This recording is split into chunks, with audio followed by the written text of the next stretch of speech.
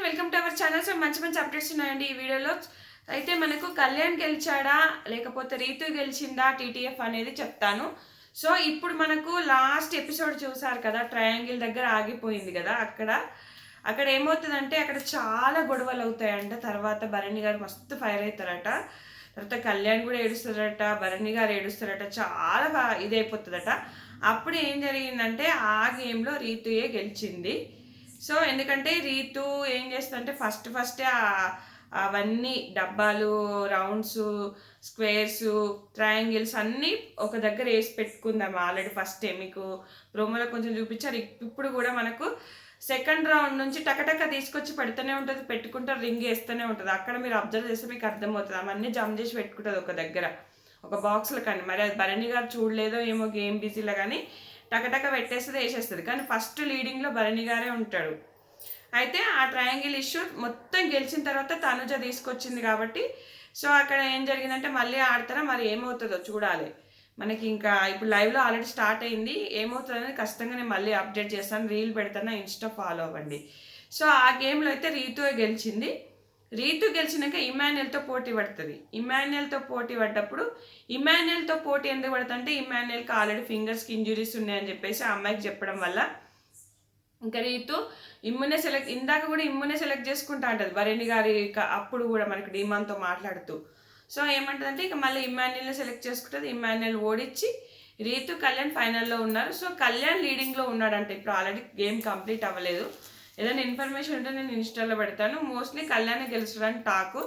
మరి ఏమవుతుంది, కళ్యాణ్ గెలిస్తే ఓకేనా టీటీఎఫ్, రీతు గెలిస్తే ఓకేనా, కళ్యాణ్కి ఏమన్నా ఓటింగ్ లిస్ట్ అంటే ఓటింగ్లో ఉండడా అనేది మనకు బిగ్ బాస్ మీద ఆధారపడి ఉంటుంది. రేపటి కానీ తెలియదు.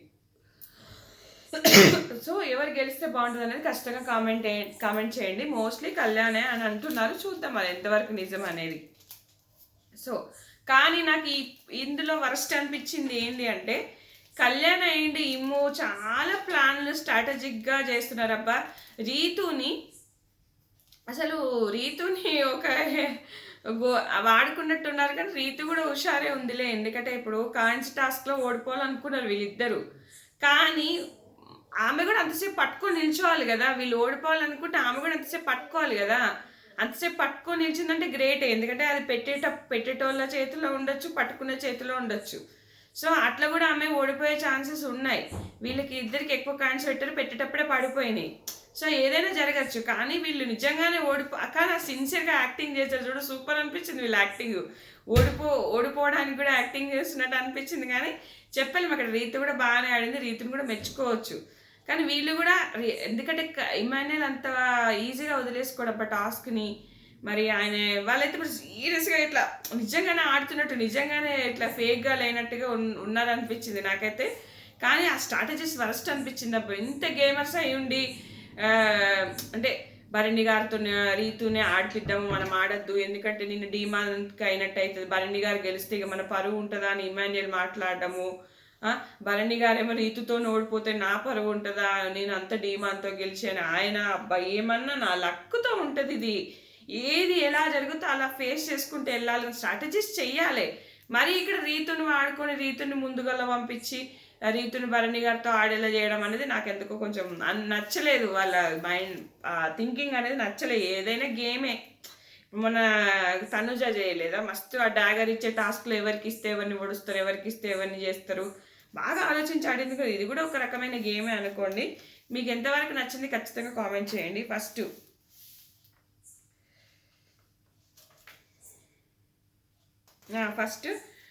డీమాన్ ఏంటంటే, వీళ్ళు నిన్నటి టాస్క్ మన భరణి గారు భరణితో డీమాన్ ఓడిపోయినప్పటి నుంచి మాట్లాడుకుంటారు అనమాట. అక్కడికి వెళ్తారు. సో డీమాన్ ఇక్కడ ఏమంటాడంటే మనమే గెలవాలి టీటీఎఫ్ అని అంటాడు. ఎవరు మనము అంటే రీతు, కళ్యాణ్, ఇమాన్యుయల్ ఎవరో ఒకరు, మీరు ముగ్గురే గెలవాలి అంటే ఇక్కడ సంజన ఏం అర్థం చేసుకుంటే మనం సీనియర్స్ కదా, మనం వద్దని అనుకుంటున్నారు, వాళ్ళే గెలవాలంట అని చెప్పేసి భరణి గారితో వచ్చి చెప్తుంది. సో రీతు సంచాలకు ఉంటే నేను ఖచ్చితంగా గెలిచేటోని అని డీమాన్ అంటాడు. అక్కడ తనుజ అంటుంది అంటే నేనుంటే గెలవా, మరి నువ్వెందుకు ఆ టీటీ నామినేషన్లో నేనే గెలుస్తాను, లేనిపోని మనం ఎందుకు బాగుతావు, ఎందుకు మాట్లాడతావు అని అంటది. అంటే ఇక్కడ అనమాట తనుజ తప్పు చేసిన వీడున్న ప్రతి గేమ్కి నేనే సంచాలకుగా ఉండాల్సి వస్తుందా అని ఇవ్వంటది. అవును, నువ్వు సంచాలకుగా ఉంటే నేను పోతా, రీతు ఉంటే బాగుండా అన్న వేళ మాట్లాడుకొస్తాడు. అప్పుడు మరి నామినేషన్లో లేనిపోని ఫోజులు ఎందుకు ఇస్తున్నావు అన్నట్టుగా ఇక్కడ తనుజ ఎక్కిరిస్తుంది. కానీ ఎందుకు అబ్బా అన్న మాటను ఎక్కిరించడం అక్కడ ఎందుకో నాకు తనుజ కొంచెం అలా మాట్లాడకుంటే అయిపోయారు. ఆయనకి లక్కు కలిసి రాలేదు నిజంగానే అవి. ఇప్పుడు చూడండి ఆ ట్రయాంగిల్స్ స్క్వేర్స్ అవి ఎట్లున్నాయి, ఇవి కూడా అంతే కదా. ఇప్పుడు అది ఎందుకు అంత మాట్లాడడం, నువ్వు ఫోజులు కొట్టినావు అది ఇది అని. ఆయనకు సరిగా రాలేదు, అది మ్యానుఫ్యాక్చరింగ్ డిఫెక్ట్ అవి అంతే. దానివల్లనే ఓడిపోయింది. అక్కడ భరణి గారు కూడా ఆడారు కానీ ఎందుకో ఆయనకు సరిగా సెట్ అవ్వలేదు. వీళ్ళు అయిపోయినాక కూడా చాలా టైం పట్టింది కదా సెట్ చేయడానికి. అది చెప్పరు, మళ్ళీ గెలిచిందే మాట్లాడతారు ఎక్కడైనా అంతే, గెలిచిందే పై చేయి. సో సంజన సంజనతో ఇమ్ము నేను కొడతానా టీటీఎఫ్ అంటే కొడతావు నువ్వు ఖచ్చితంగా కొడతావు అంటది.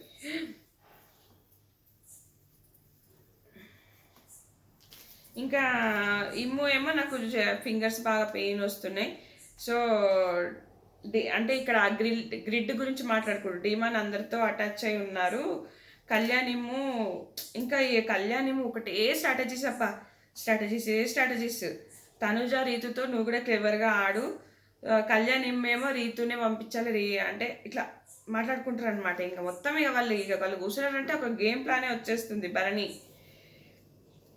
కళ్యాణ్తో ఏమంటాడంటే ఆ గ్రిడ్ సెలెక్షన్ చేసుకునే దగ్గర సుమనన్న దిక్కు పెట్టేస్తాడు. నాతో నడవచ్చు కదా సుమనన్న ఎందుకు, వీళ్ళు ఏంటంటే భరణి గారు సుమనన్న వీళ్ళు ఏంటంటే వీళ్ళలో ఎవరికో ఒకరికి రావాలని వీళ్ళ ఆశ. వాళ్ళు అట్లా ఆడదామని నాతో నాడు సుమనన్నతో ఎందుకు అని చెప్పేసి అక్కడ అంటాడు.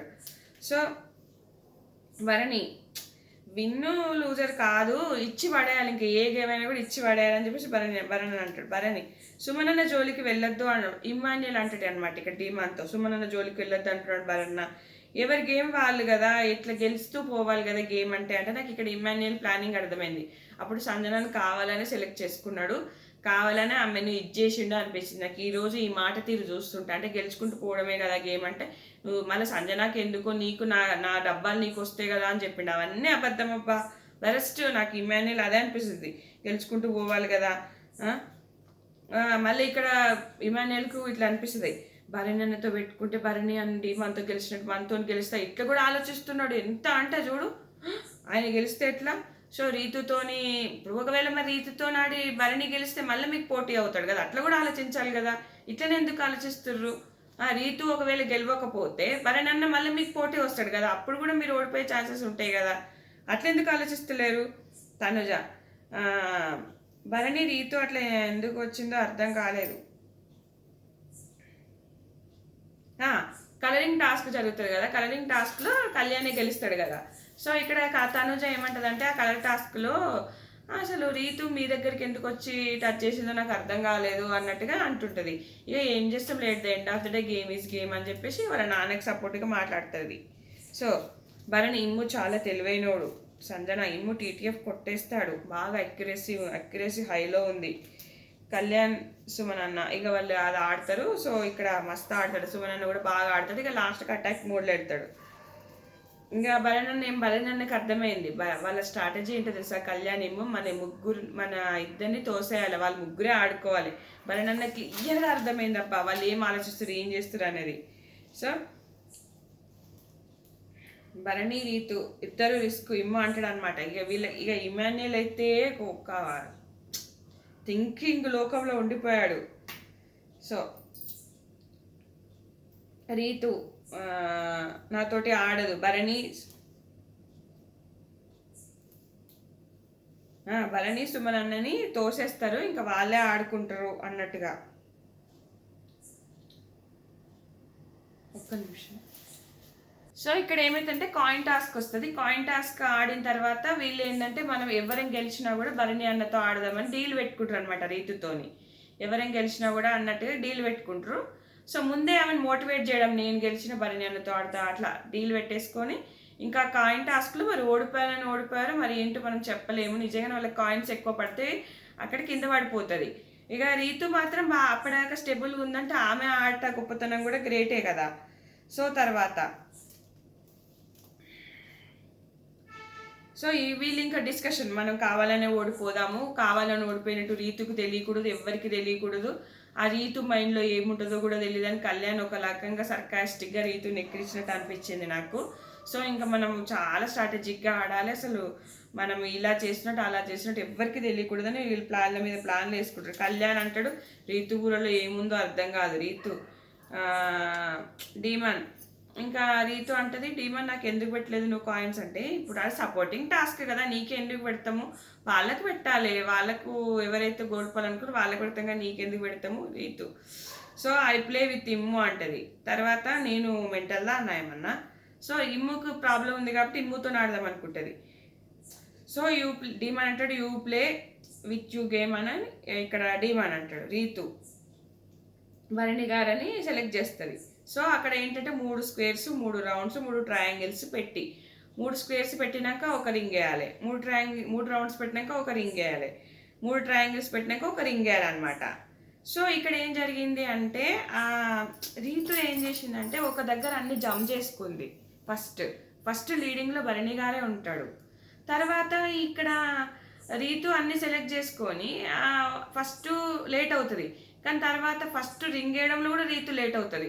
తర్వాత ఫాస్ట్గా పెట్టేస్తూనే ఉంటుంది ఒకటి తర్వాత ఒకటి. సో రీతు పెట్టిన దాంట్లో ట్రయాంగిల్ ఇష్యూ వస్తుంది. ఈ ట్రయాంగిల్ ఇష్యూ దగ్గరనే గొడవ స్టార్ట్ అవుతుంది. సో ఏం జరిగింది అనేది ఇప్పుడు లైవ్లో జరుగుతుంది. ఖచ్చితంగా అప్డేట్ వీడియో చేస్తాను. నచ్చితే ఖచ్చితంగా లైక్ చేయండి, ఫాలో అవ్వండి. Thanks friends, thanks for watching.